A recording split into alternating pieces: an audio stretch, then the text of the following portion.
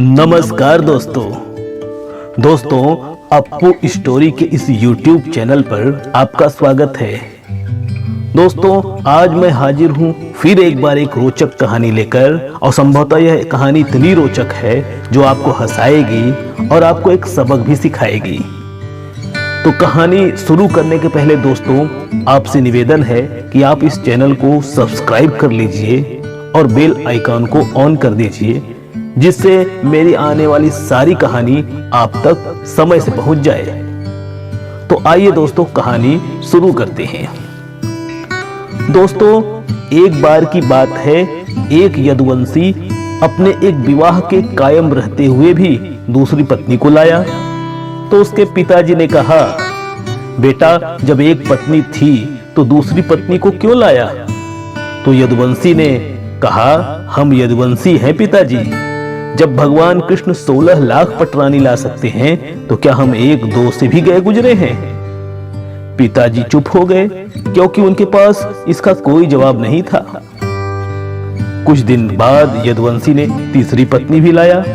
तो पिताजी ने फिर वही प्रश्न पूछा और कहा, लेकिन यदुवंशी का फिर वही पुराना जवाब कि जब भगवान कृष्ण 16 लाख पटरानी ला सकते हैं तो क्या हम एक दो से भी गए?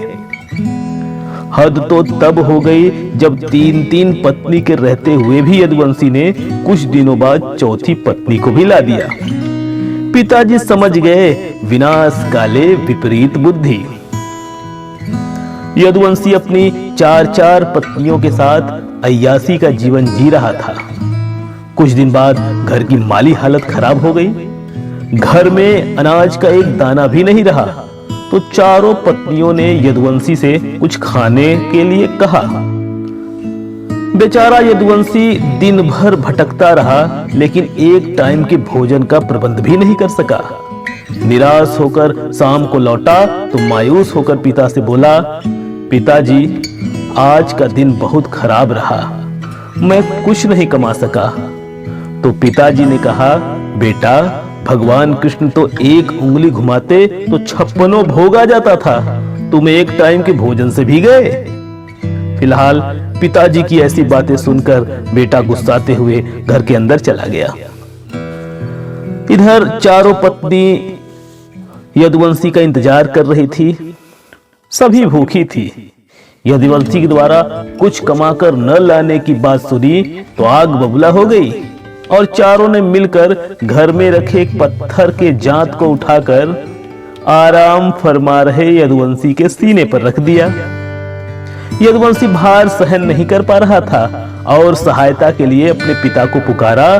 तो पिताजी ने कहा, बेटा भगवान कृष्ण तो कानी उंगली पर गोवर्धन पर्वत उठा लिए थे, तुम एक पत्थर का टुकड़ा भी नहीं उठा पा रहे हो।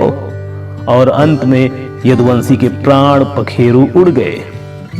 तो दोस्तों इस कहानी से सबक ये मिलती है कि हमें अपनी सीमाएं पता होनी चाहिए। भगवान या महापुरुष की नकल करना अच्छी बात नहीं है, और भगवान को चुनौती देने वालों का तो सर्वनाश होता है।